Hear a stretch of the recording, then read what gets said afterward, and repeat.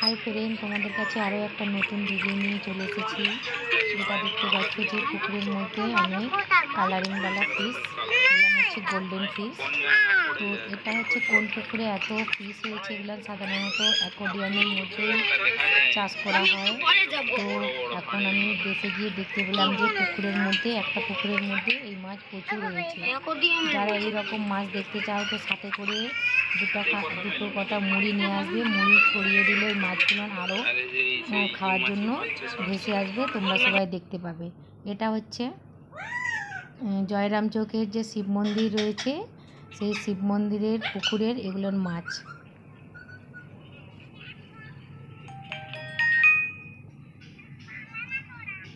এই ঘাটটার নাম হচ্ছে হর পার্বতী ঘাট। তো এটা দেখো, দেখার জন্য অনেক দূর দূর থেকে লোকজন আসে। আর মাঝখানে শিব ঠাকুরটা দেখে তোমরা তো বুঝতেই পেরে গেছো যে এটা কোন জায়গা। আমি তো তার আগে তোমাদেরকে বললাম যে এটা জয়রাম চৌকের শিব তলা। এখন 3:30 গায়ে লাগে, প্রচুর গরম। অনেক দূর দূর থেকে ওই শিব মন্দির দেখার জন্য বা পুজো দেওয়ার জন্য আসছে।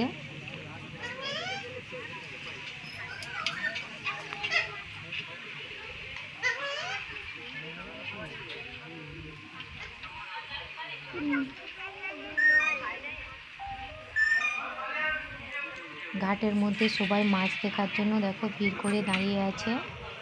তো আমরাও দেখতে এসেছি।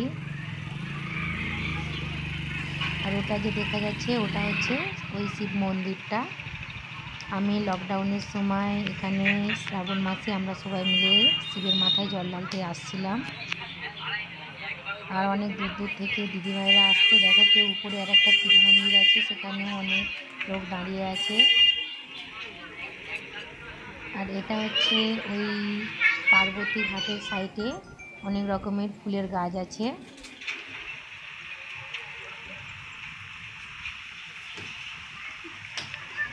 তোমরা কি কেউ জানো ওই ওই ফুল গাছগুলোর নাম কি? তবে আমার জানা নেই।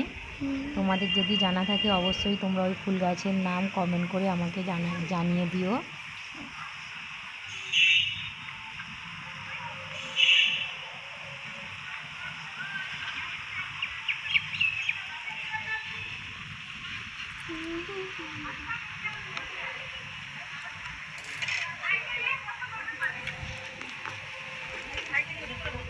এই দিদিভাই দাদাভাইগুলো দেখো টোটো ভাড়া করে আসছে, অনেক দূর থেকে আসছে। জিজ্ঞাসা করেছিলাম, জায়গার নাম মনে নেই।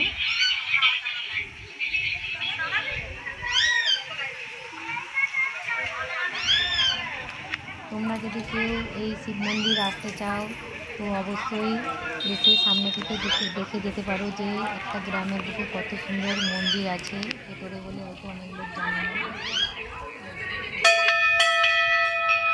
মন্দিরটা বিকেলবেলা, তাই সেই জন্য সদর দরজা বন্ধ হয়ে গেছে। আমাদের দিকে দেখে বুঝতেই পারছো যে কত গরম দেশের মধ্যে। আজকের তাপমাত্রা ছিল 42 ডিগ্রি। পুরো আমরা ঘেমে দেখো নিয়ে গেছি। এখন 3:30 বাজে।